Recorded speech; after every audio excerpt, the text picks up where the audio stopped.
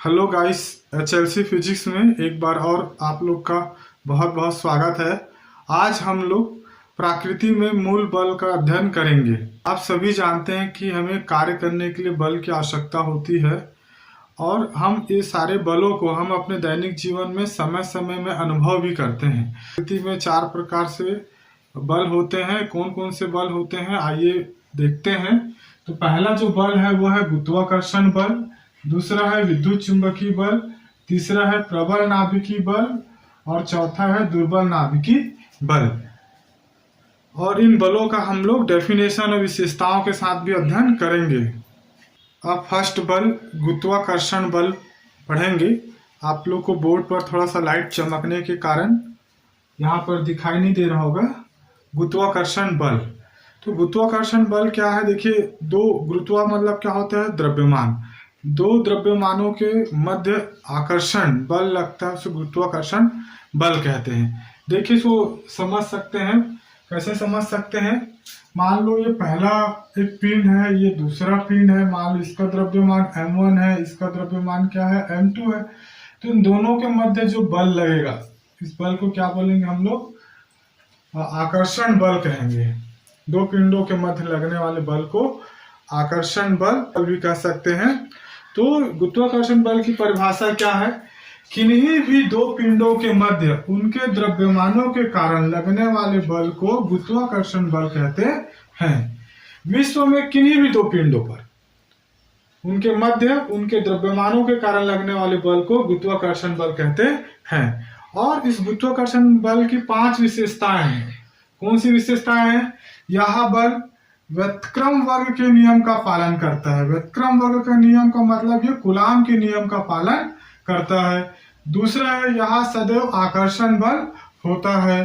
तीसरा, यह दीर्घ प्रास बल है, अर्थात ये लंबी दूरी तक ट्रेवल्स करने वाला बल है।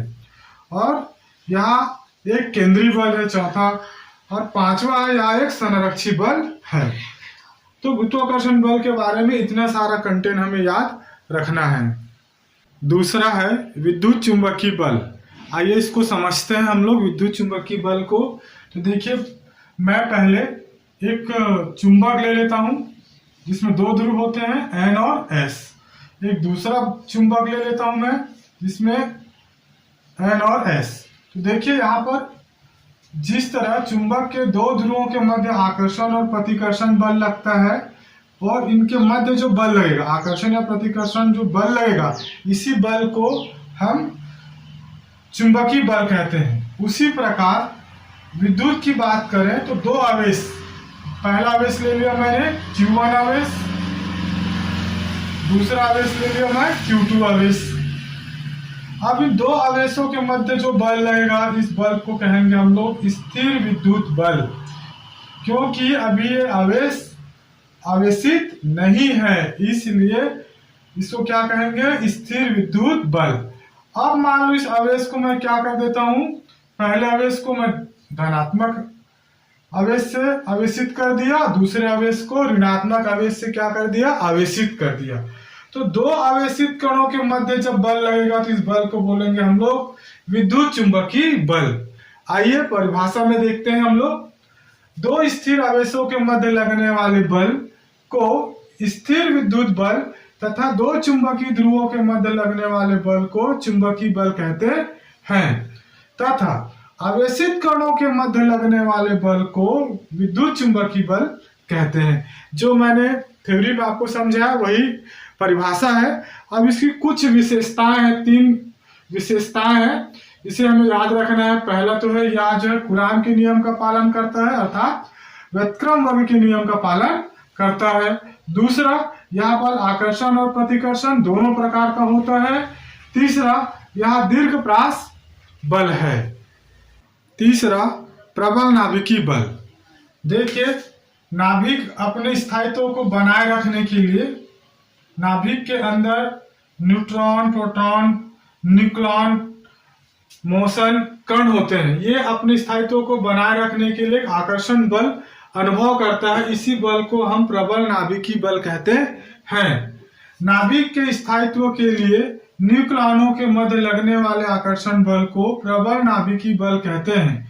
परंतु यहाँ गुरुत्वाकर्षण बल नहीं हो सकता, क्योंकि गुरुत्वाकर्षण बल दो भारी पिंडों के मध्य लगने वाला बल को हम लोग गुरुत्वाकर्षण बल कहते हैं। परंतु यह नाभिक के अंदर जो है आकर्षण बल का अनुभव हो रहा है, इसलिए ये प्रबल नाभिकीय बल है। देखिए इससे कुछ विशेषताएं होते हैं। यहाँ व्युत्क्रम वर्ग के नियम का पालन नहीं करता, अर्थात ये कूलाम के नियम का पालन नहीं करता है। यहाँ आकर्षण बल है, यहाँ अल्पप्रास बल है, मतलब बहुत कम दूरी के लिए। कितनी दूरी के लिए होती है ये? 10⁻⁻15 मीटर, 10⁻⁻15 मीटर इसकी रेंज होती है।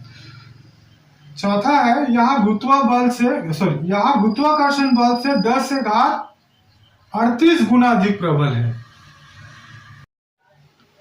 चौथा, दुर्बल नाभिकीय बल। दुर्बल नाभिकीय बल नाभिकीय अभिक्रियाओं के द्वारा ही उत्पन्न होते हैं। देखते हैं, दुर्बल नाभिकीय बल केवल एक निश्चित नाभिकीय अभिक्रिया के दौरान ही प्रकट होते हैं। जैसे नाभिकीय अभिक्रिया होती तो अल्फा बीटा गामा किरणें उत्सर्जित होते हैं, उसके साथ ही उनका विघटन भी होता है।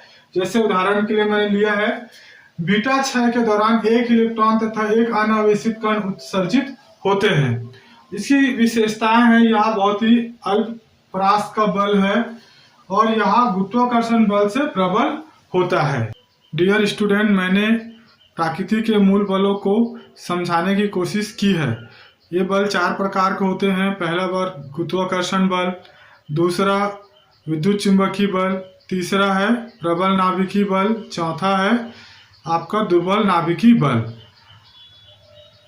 ये एग्जाम पॉइंट ऑफ व्यू बहुत इंपॉर्टेंट है, इसको आप नोट्स बनाकर याद कर लीजिए। और प्यारे बच्चों, आप लोग से रिक्वेस्ट है, अगर वीडियो अच्छी लगे तो लाइक, शेयर, कमेंट और सब्सक्राइब जरूर करें। धन्यवाद।